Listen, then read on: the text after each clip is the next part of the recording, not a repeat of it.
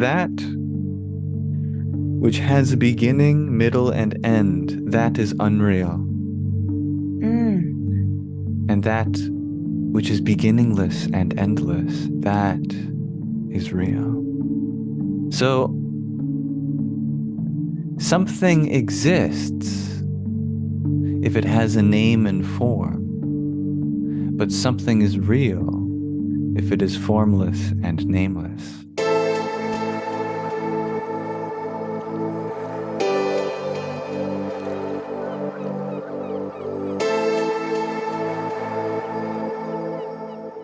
I'm here today with Yam Socks, who is a thought leader and teacher, and in my opinion, a genius. Probably the most intelligent person I've ever spoken to, extremely knowledgeable in the topics of philosophy, spirituality, mathematics, physics, metaphysics, and religions.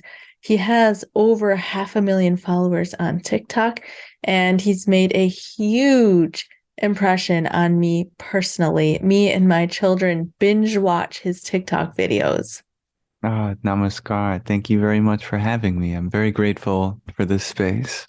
Maybe we could start by talking a little bit about you, whatever you're comfortable with sharing about your story. I'm just curious how you got into these topics and how you became so knowledgeable about them. Have you always been interested in them, or was there something that triggered it for you?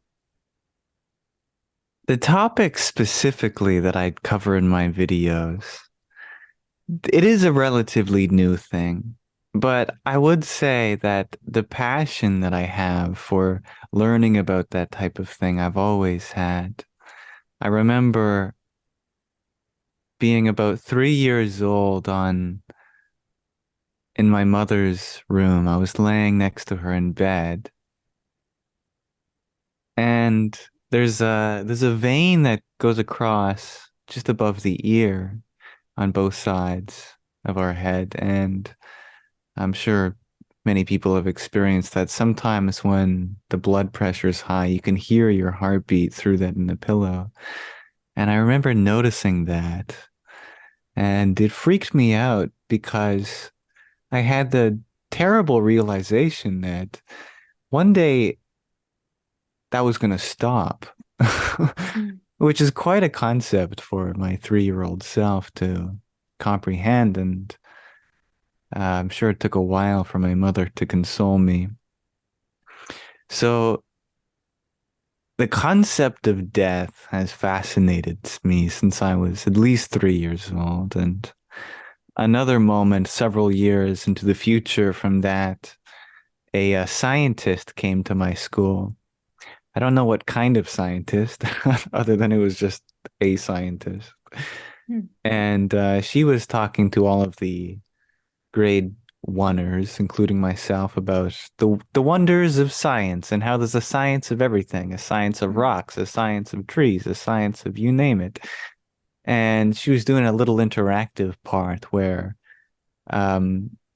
she would say, "All right, kids, name something, and I'll tell you whether there's a science behind it." And she bet that no matter what we could name, there was always a science around it.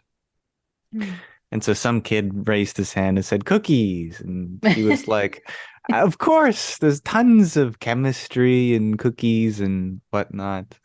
And then when it came to be my turn, I remember asking if there was a science of nothing. And she didn't understand because, in English, we usually just use that word as a pronoun. So it's the science of nothing. Like, what do you mean? I mean, literally nothing. And I was getting frustrated that I couldn't get the idea across that, is there a study of nothingness? Which is what I wanted to say. And I don't remember the answer she gave me. Obviously, it wasn't memorable, but I remember asking that. And so that type of inquiries has been long with me. And I have no idea where that comes from. But yeah, I can say it's been a long journey. Wow. That's fascinating for such a young child to even be thinking about a concept like nothing. And that's a topic you cover a lot in your videos, which we're going to get That's to true. soon because it's definitely something that's of huge interest to me. But first, um, are you comfortable sharing anything about your own personal spiritual practice? Because I know that you talk about meditating. Did you grow up in a religious or spiritual environment, or is that just something that you discovered on your own? It's difficult to say because there was no defined upbringing when it came to that. Mm, My mother was very free-spirited, but especially not in any particular way. We had statues of the Buddha around the house, and we practiced Christmas, and occasionally we'd go to church, but also we practiced Hanukkah mm, sometimes. And so it was almost like from my mother's side, we practiced a bit of everything. But my father didn't practice anything. So it was very much this very perfect balance of you kind of get to do whatever you want to do. And actually, for a significant portion of my childhood, um, after I started becoming interested in science, I considered myself pretty anti-spiritual, as most people do, mm-hmm, until came a time when there was a more deeper opening in my heart. mm-hmm. Wow, fascinating. That's beautiful what your parents did by allowing you to choose your path and exposing you to different things. Yeah, I agree. I'm very fortunate in that regard. Mm, I don't have any religious trauma or anything like that. mm. Well, the number one topic that I wanted to talk to you about is, as I said in the intro, I interview near-death experiencers, and I'm always asking questions to try to come to an understanding of certain things that are really beyond our ability to understand from our limited experience here. And one of those things that comes up over and over again is that they will talk about the void. They'll Hmm. experience this Yeah. place that isn't a place that Mhm. they say is nothing. It's absolutely nothing. I mean, they can't even say that it's dark because darkness is a thing, but Right. at the same time, they'll say it contains everything. And they'll say nothing isn't what you think it is. It's complete perfection, it's complete bliss, and it contains everything that ever has existed or could exist, but yet Hmm. it's nothing. And then I hear you in your videos talking about the nature of nothingness and then the difference between reality and existence, how something can be real but yet not exist. And so I don't know how well I'm formulating this perspective, but or Very well. formulating this question, but Mhm. what is that nothingness that they're Mhm. talking about? Yeah. It's the oldest concept that we have ever written down. Of the oldest scriptures that you'll find the most principal experience that apparently all of human life arises from, persists through, and returns to is this very concept. And in Indian philosophy, there are thousands of words for such a state. There's shunya, there's turiya, there's Brahman, there's Akash, and it's all various perspectives describing the same absence of a thing. But yet somehow that absence to the experiencer seems so much more real than anything which arises within it. And I say within it because that place, I really believe, is not occurring just for some people at certain times. There's no specific thing you have to do to realize it. It's right now. There's just stuff on top of it as well, which is all this stuff. Mm-hmm. But there's something very important about it, which is that in this existence, there are two types of things. Objects, like people and places and things and berries and bushes and trees and rocks and sand and atoms and planets and stars and galaxies, you name it. That which has a name and form, it's an object. But as Einstein famously proved in his theory of relativity, all objects can only ever exist relative to a reference point. And that reference point itself cannot be an object. It's in a similar way to how all sound must exist relative to silence, but silence itself is not a sound. All color must exist relative to black, but black itself is not a color. All movement must exist relative to stillness, but stillness itself is not a movement.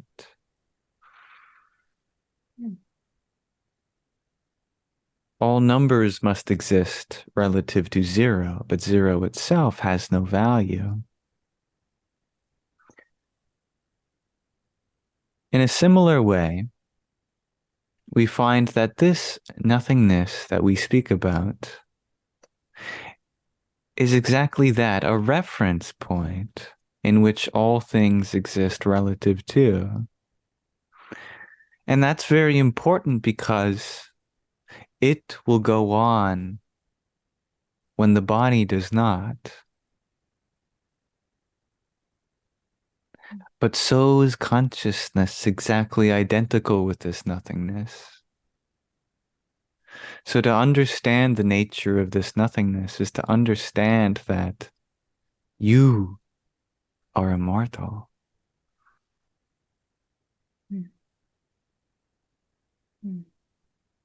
Wow. So you're saying is that everything exists in relation to this or in with this nothingness as a reference point. And does this nothingness also contain everything in some way? Indeed, it is the very container of this experience itself. So what is the difference between being real and existing?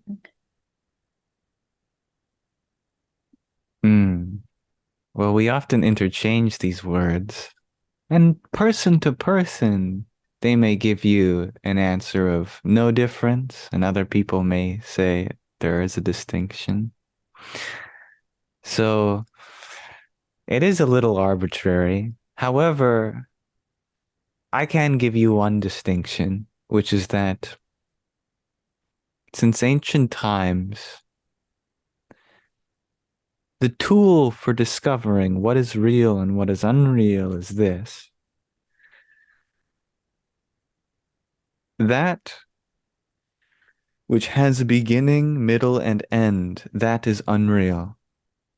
Mm. And that which is beginningless and endless, that is real. So, with that definition, nothingness is perhaps the most real because it absolutely has no beginning, middle, or end. It is birthless and deathless. But unlike nothingness, all that which we say is in our relative existence is temporary because it's either born at the beginning of each universe or dissolves into pure energy at the end or transforms itself into various shapes through supernovae and other chemical processes. So something exists if it has a name and form, but something is real if it is formless and nameless. Wow, okay. That's the exact opposite of what we would think. Exactly, right? It goes counterintuitive to our mind, but that's because our mind is very pro-existent, Mm, because it is a part of existence, whereas our consciousness is contrary to that. mm. Well, that makes sense to me because there's some spiritual texts that I've read, like A Course in Miracles, or teachers who teach those texts who have said similar things that the un they'll talk about the physical world as if it doesn't exist, or if it's as if it's some type of Mhm. illusion, and then the Right. definition that they'll give is you're experiencing this three-dimensional physical world, and that experience of it is very real, but Mhm. anything that has a beginning and an end isn't actually real in a fundamental sense. Not absolutely real, but the ancient masters will not deny the reality that we're experiencing now. It is real, but only relatively real. But from the standpoint of nothingness, it is so finite and temporary that we cannot give it the same level of reality as that which is eternal. Well, that's the best description of that I've ever heard. Thank you for that. Oh, it's not mine. You're welcome. So I've heard you in some of your videos talking about how, and I'm not going to word this properly, but you've talked about how a box can be empty, but that emptiness doesn't have the same properties of the Mhm. box. Can you explain Yes. that? Yeah. It's a lovely thought experiment. One of those things that's so simple that we never quite yet think about it. But yeah, if I say this uh, peanut butter jar is empty, um, if I say this peanut butter jar has nothing in it, then that means that it's empty. But notice we never said anything about that nothingness being empty, only the peanut butter jar. And so emptiness is a property that nothingness bestows, but nothing can be said about nothing being empty. Hmm, fascinating. So when I hear you say things like that, it leads, and you said in your videos too, another really interesting video that I watched a few days ago is where you were talking about how you're neither a theist or an atheist because you believe that God is real, but you don't believe that God exists because God is beyond existence, which Right, leads right. me to think that what we perceive to be non-existence or nothingness is actually something completely different than what we think it is. Mm, yes. Yeah. In the Upanishads, Adam, this is a great translation I could vouch for by Swami Nikhilananda. So, very foundational text of Hinduism. The goal is to realize the absolute reality. The goal of all Hindus, all seekers of truth, of every aspirant of every religion. There they speak of a concept called Brahman, which is a word that gets translated as the absolute reality. Whatever the absolute reality is, we call it Brahman. But Brahman is often talked about in two different ways. It's talked about either as having qualities. We could call it God and say that it's a creator, or it's something which is omniscient, omnipresent, and omnibenevolent and omnipotent. We endow it with attributes or qualities. But also, there is a sort of complementary view of understanding the absolute reality as that which is beyond all qualities. And this is this nothingness, this ultimate nothingness. And so a great debate occurred over the past dare I say, 8,000 years of which is the correct perspective. Is it Nirguna Brahman, absolute reality without qualities, or Saguna Brahman, absolute reality with qualities? And after a while, the dust has settled into this principle, which is that Para Brahman, the true ultimate reality, is Nirguna. It has no qualities. It neither creates, nor preserves, nor destroys. It is totally attributeless. It is one and without another. It does not act, because in order to act implies the existence of two, the subject and the object. But that ultimate reality that is one without another, it is completely united with itself, so there is no subject and object to have an actor and an acted upon. However, through a miraculous, ineffable power of its own, a projection of limitation is put upon it, which divides that Brahman into forms and names. And this illusion of multiplicity, of this whole universe, that is Maya, or what some people may call the Matrix. That is Saguna Brahman, the ultimate reality endowed with qualities. But the qualities are only an illusion. But the first creation of this illusion is that of emptiness.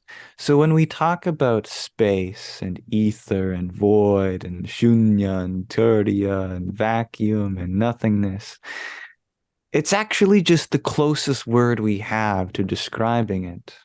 But it is, in fact, it's still only an illusory idea. Because as you said at the beginning, it cannot even be said to be dark because that implies the existence of light. So what we call as God is the first creation of Brahman. And you may liken Brahman as the Godhead, whereas God is the first illusion of this ultimate reality. Although God is the longest lasting entity in all of the universe, that initial nothingness, even God is impermanent compared to that void, that transcendental void in which God appears as an actor from. And such a concept is called Maheshvara, the Lord of Lords, that first initial creator cause of this cycle of creation. So because this concept is so much more profound than I could have ever dreamed when I was younger, words like atheist and theist mean nothing to me, because such a binary can never describe the infinite. It is equally valid to say that God does not exist because he is nothingness, but also that God does exist as the first cause. But neither of those two constitute the full scope of understanding the nature of this reality. Wow. Wow. Well, another thing that I was going to ask you that I think you sort of already touched on with that explanation there is something that I've spent a lot of time and energy of my own trying to figure this out for myself is on my own spiritual path. I was directed towards self-inquiry meditation and the Ramana Maharishi. Yes, and the idea that the Sanskrit being consciousness bliss, that God, Satchitananda, yes. yeah, that God is God is aware of God's self and God Hmm. knows God's self. And this Hmm. idea of the I am, that the universe is one great self. I think is that Hinduism or Buddhism? I know one of them Hmm. talks about God being the great self, and then the other one talks Hmm. about God being the great non-self. Yeah. And So so for that's the, Hinduism is the self and okay, Buddhism that's is what the I thought. non-self. Yeah. But I've been doing self-inquiry meditation for a couple of years, and I found that initially it was really helpful, but the more I did it, the harder it became to pin down that sense of self.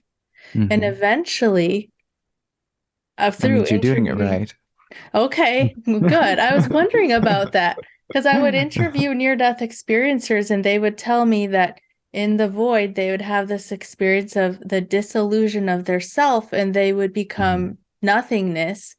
Yeah. And so then I started to think, well, maybe God, for Hmm. lack of a better word, is not the great self. Maybe God is in the non-self. And so I Hmm. started looking behind the sense of self, and this whole other experience opened up to me of just this pure beingness and this pure experience, just present moment experiencing of life. So I guess what I'm wanting to ask you is, which is it, or is it somehow both, the Hmm. self and the non-self?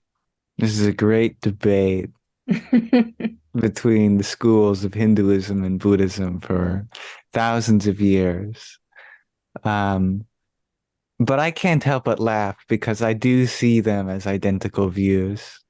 To me, it's like debating the difference between positive and negative zero. Ah. Positive zero equals negative zero. We just put a sign in front of it only because we're looking at it from two different directions. But when we're at zero, there's no need to give it a sign. Zero is just zero. It's neither positive nor negative. Similarly, there is neither self nor non-self, yet neither both nor neither. Once you are at the self, there is no reason to differentiate between anything that is you and anything that is not you, because there only is. So, this idea in Hinduism that everything is Atman, everything is the self, contrary to Buddhism, where there is no such thing as the self. The point is non-duality, that there is no you and something that is not you. And two ways of saying that is everything is you or everything is not you. But the point is that there is just a vast expanse of oneness, and you can call that oneness the self, or you can call that oneness not the self. But it doesn't really matter. The point is that all is non-dual, Advaita, one without a second. Wow, thank you so much for explaining that. It makes so much sense when you put it like that. I think so too.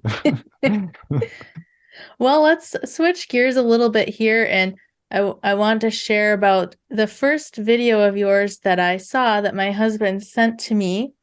And it was of you responding to a Christian pastor who was claiming that Jesus is the only way to salvation. And you Mhm. made the point that actually there's 112 paths to salvation. Would you be willing to explain a little bit more about that and maybe what some of those paths are?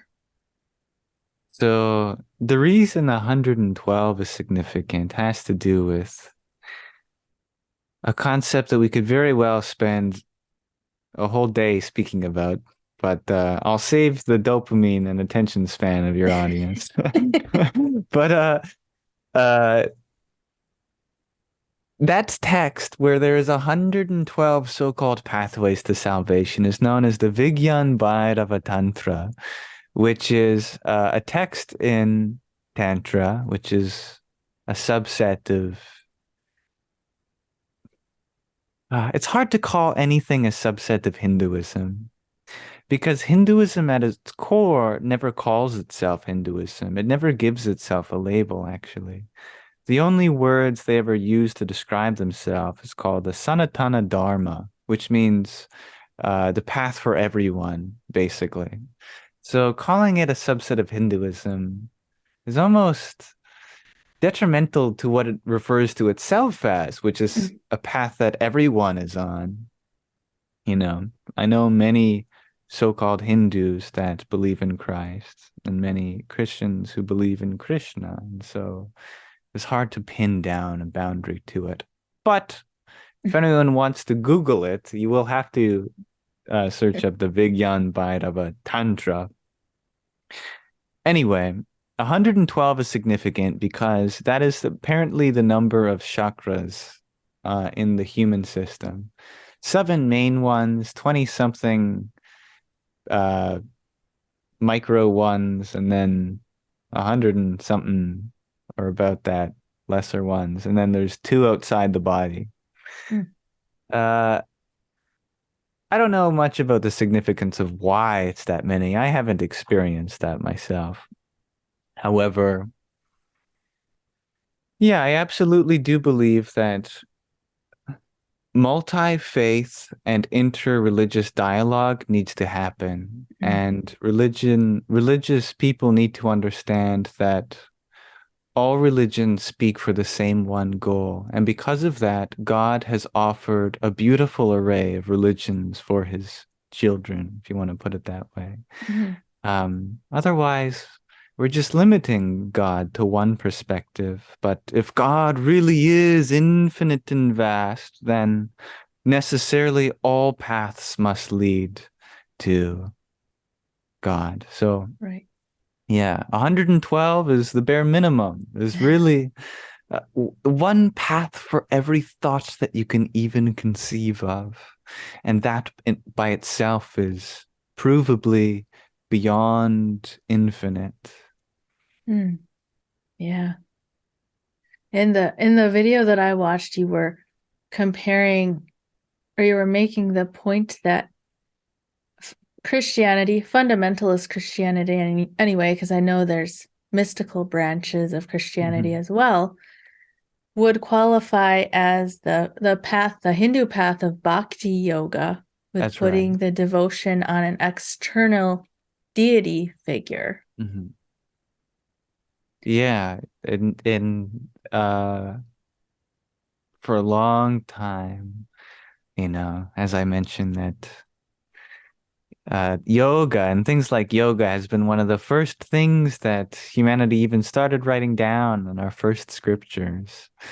Um, and for a very long time there, they encoded three paths that all of humanity is built upon: the Bhakti Yoga, Karma Yoga, and Jnana Yoga, where yoga is a word that just means union in this context. Union of Atman and Brahman, that the self and the universe. So Bhakti Yoga would be union through devotion. Karma Yoga would be union through action. And Jnana Yoga would be union through knowledge. So we often think of as yoga as maybe a subset of health and wellness or a subset of Mm. religion, but actually yoga is the greatest category of all human experience, and everything is a subset of yoga. And religion is a subset of bhakti yoga. Oh, fascinating. Another thing that I wanted to ask you about, in one of your videos, you talk about a different translation of Genesis 1:1, where it's Mhm. traditionally translated, in the beginning, God created the heavens and the earth. And I found your explanation of that fascinating. So could you Mhm. share that? Yeah, it's a little bit of a pet project of mine. Something never quite sat well with me about the King James version. Why is a person of great authority instructing his own translation of a spiritual text? That seems like it's just ripe for bias, because yeah, one thing that kind of proves that point is King James was really afraid of being considered a tyrant, and a lot of the texts in the Bible are quite against tyranny. And so he had them all removed. And so he removed all the words for tyrant in there and I didn't replaced them realize just that. with, yeah. Um, just in case the people read the Bible and then thought, oh, King James is a tyrant. We gotta listen to the Bible and over. But anyway, the first line, well, all the lines are not originally written in English. Um, the oldest copies we have are in Hebrew, I believe, on the Dead Sea Scrolls, and which, of course, is usually just referred to as the Torah, but it's still the Bible. And there, it's so difficult to translate Hebrew, especially ancient Hebrew, into English. And I'm no Hebrew, I don't know Hebrew myself. Um, so I cannot put absolute faith in my translation. However, I have studied the world's religions and found truth in the overlap between all, and it is in this translation that I really find the most beauty. The first point to make is that Elohim is the word they use for God. And Elohim is a very interesting word because it's a compound of something which is both plural and singular, both feminine and masculine. So I think that's kind of the fancy way of making a word for God, which is neither plural nor singular and neither masculine nor feminine by doing everything. So it's this sort of non-individual God that is in Genesis, which you may equivalently just say as divinity itself. Hmm. Another thing to point out is that it never says the beginning either. It just actually starts with beginning, with no, what do you call it? With no, what's the word for the and a? That type of word. Articles? Yeah, an article, that's it, but it has no article in front of it. So it's just beginning, divinity, and then this word that is created, that's translated into created. It's also translated in various other places to anything where a transformation happens or a separation or an intellectual realization happens. It's a very multi-purpose word. And I think the most general word that covers all those bases is discernment. So beginning, divinity discerned between heaven and earth. And heaven in Hebrew is a word that transliterates into sky water, which you might notice is two of the elements of earth, water, fire, and air. And we also have a third element in there, which is earth. So we have Right. sky, water, and earth. What's the difference between two of those elements and earth? Well, one is solid and the Right. other is formless. So in my opinion, this heaven and earth is a figure of speech for that which is formless, heaven, and that which has form, earth. So I came to the conclusion that not a good literal translation, but a good interpretation Mhm. of the first line is something like,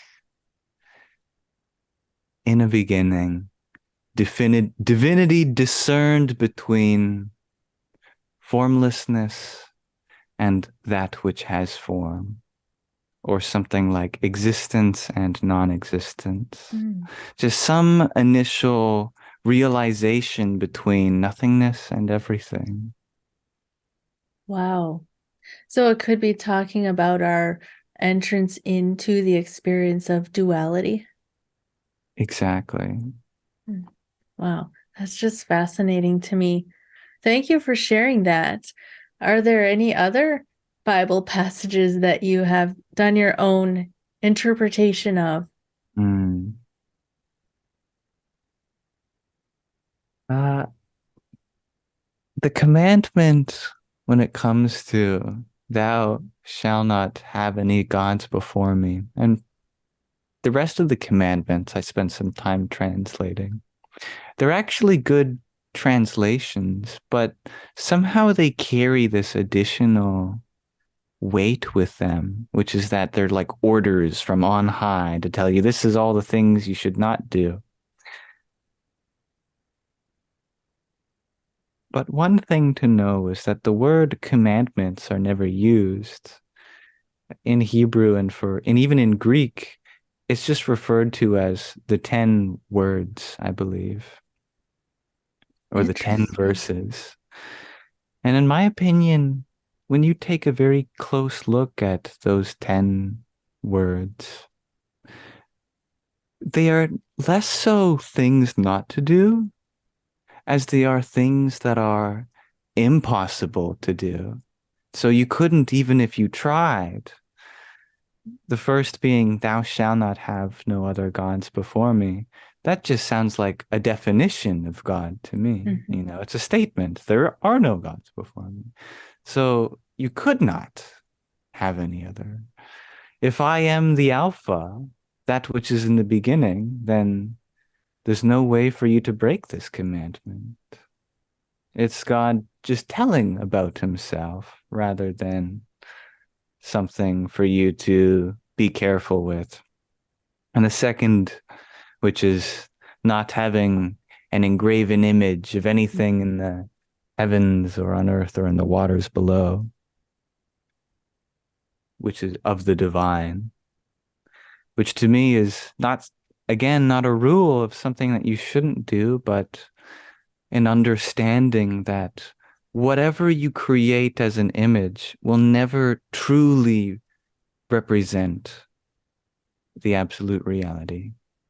Because you cannot put silence into sound or blackness into color. You cannot put stillness into movement or nothingness into a thing. Wow. Wow, fascinating. Thank you again for sharing that. My I pleasure. just have a couple more questions. I heard you talking about how, let me see how you worded this. Well, you were using a river analogy to talk about different religious and spiritual paths and how many of the different religions that we have are side quests to the to the true I can't remember what language you used, but my question is, what would you say is the most direct route to divine union or divine knowledge? Mhm. I want to be clear that no religion as a whole is a side quest. Everything can be used to a direct realization. However, everything can also be used as a bit of a distraction Mm. from the attainment of permanent peace and bliss.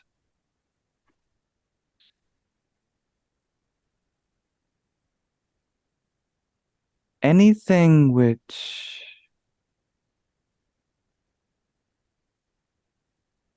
our minds become attached to, I would say is a side quest.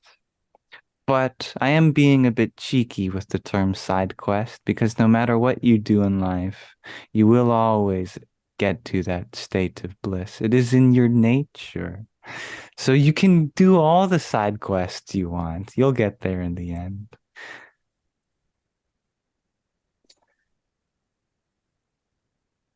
I would say that Ramana Maharishi's self-inquiry is perhaps the most direct method, Mm.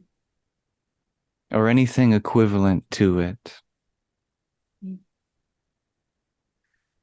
And my final question is, what is the purpose of life? What is the best thing for us to be doing? And that's where language gets me because I know We're not supposed to do anything, but what's the best use of our time here?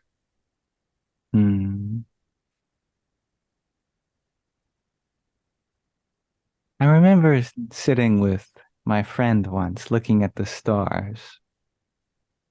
And we played this interesting game where we imagined that question words like what, who, where, when, why, how were nouns, as if they were objects of the sentence. So you play the game, why did the chicken cross the road? It's an answer and not a question. But perhaps a more vivid example of that is, which came first, the chicken or the egg? Well, if we treat this word which as a word, not a which as in a person, but, just the question itself, I'd say that yes, which did come first? Which sounds like a silly poetic answer, but it really struck me that the idea of the question itself precedes all of existence.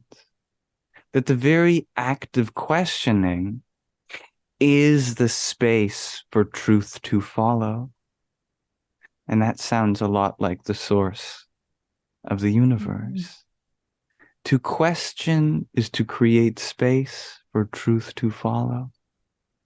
Therefore, the question itself, ironically, is the answer to its own question. So what indeed is the purpose of life? And what is the most important thing to spend your time doing? What indeed? Ask away. Enjoy the mystery. I love that. Well, Yam Socks, thank you so much for being willing to have this conversation with me. It's been one of my most highly anticipated interviews, and I would like to give you a chance to share where the viewers can connect with you. I know, obviously, you're on TikTok. You have a bunch of other links, so whatever you would like to share. If you like the words I'm saying, anyone listening, meditate. Don't go chasing after my experiences. Discover them within your own self. If you really want to find me, I'm sure you will. Thank you for watching the Love Covered Life podcast. If you'd like to support this channel, I've shared the link to my Patreon in the description box where you can get benefits like behind the scenes of this podcast, early ad-free access to interviews, and a monthly live stream Q&A with me. I've also shared the link to my free Discord community, which I've just started and I'm very excited about, where I share free resources and a bunch of channels and forums where people can connect and grow spiritually together. You'll also find the link to my website, lovecoveredlife.com, where I share my paintings, my TikTok and Instagram at Melissa Denise, and my clips channel, where I share shorter clips of my podcast episodes. Thank you for watching and thank you for your support.